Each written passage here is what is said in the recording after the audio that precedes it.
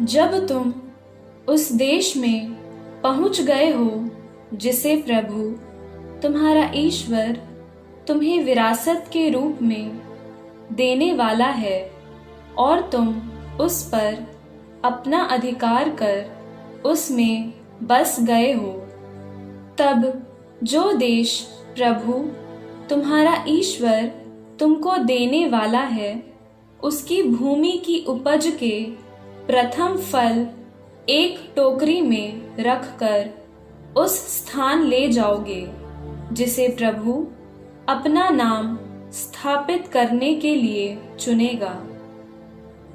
वहां पहुंचने पर तुम उस समय सेवा करने वाले याजक के पास जाकर कहोगे, आज मैं प्रभु अपने ईश्वर के सामने घोषित करता हूँ कि मैं उस देश में आ गया हूँ जिसे हमें देने की प्रभु ने हमारे पूर्वजों से प्रतिज्ञा की थी।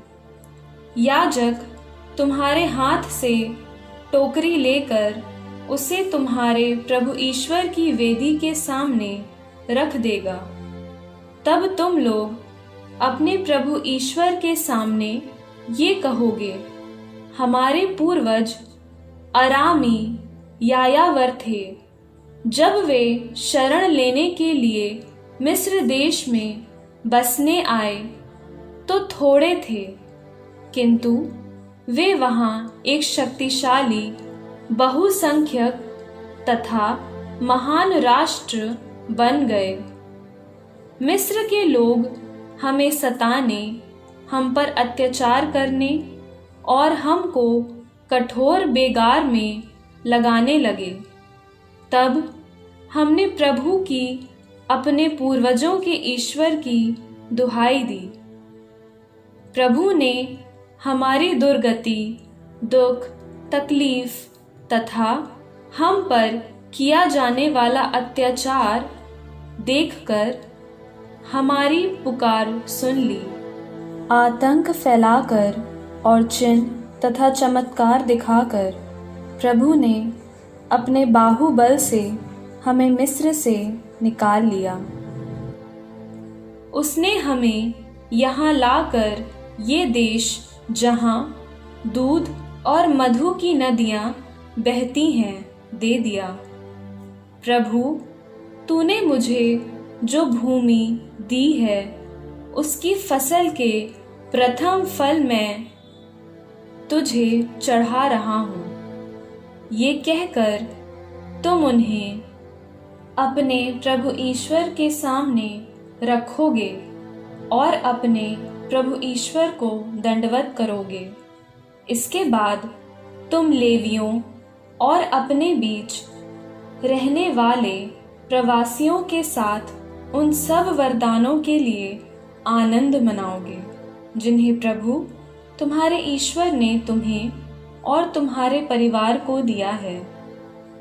हर तीसरे वर्ष अर्थात दशमांश के वर्ष जब तुमने अपनी उपज का सारा दशमांश अलग कर लेवियों, प्रवासियों, अनाथों और विधवाओं को दे दिया हो, जिससे वे तुम्हारे नगरों में रहते हुए भरपेट खा सकें, तो तुम प्रभु अपने ईश्वर से ये कहोगे, मैंने तेरे आदेश के अनुसार अपने घर से पुण्य चढ़ावा निकालकर उसे लेवियों, प्रवासियों, अनाथों और विधवाओं को दे दिया है। मैंने तेरे आदेशों का उल्लंघन नहीं किया और उन्हें नहीं भुलाया।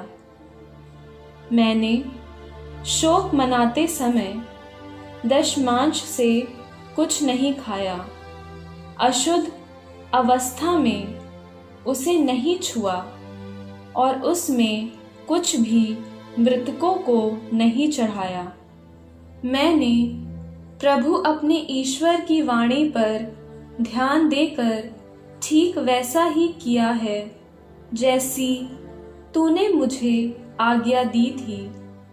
स्वर्ग के अपने पवित्र निवास से दृष्टि डाल और अपनी प्रजा इज़राइल को आशीर्वाद दे, और उस देश को भी जिसे तूने हमारे पूर्वजों से की हुई प्रतिज्ञा के अनुसार हमें दिया है, उस देश को जहाँ दूध और मधु की नदियाँ बहती हैं। आज तुम्हारा प्रभु ईश्वर इन नियमों तथा आज्ञाओं का पालन करने का आदेश दे रहा है। तुम इन पर चलते रहोगे और सारे हृदय और सारी आत्मा से इनका पालन करते रहोगे। आज तुम्हें प्रभु से ये आश्वासन मिला कि वो तुम्हारा अपना ईश्वर होगा, बशर्ते तुम उसके मार्ग पर चलो, उसके नियमों, आदेशों तथा आज्ञाओं का पालन करो और उसकी बातों पर ध्यान दो। तुमने प्रभु को ये आश्वासन दिया कि तुम उसकी अपनी प्रजा होगे, जैसा कि उसने तुमसे कहा है, बशर्ते तुम उसकी सभी आज्ञाओं का पालन करो।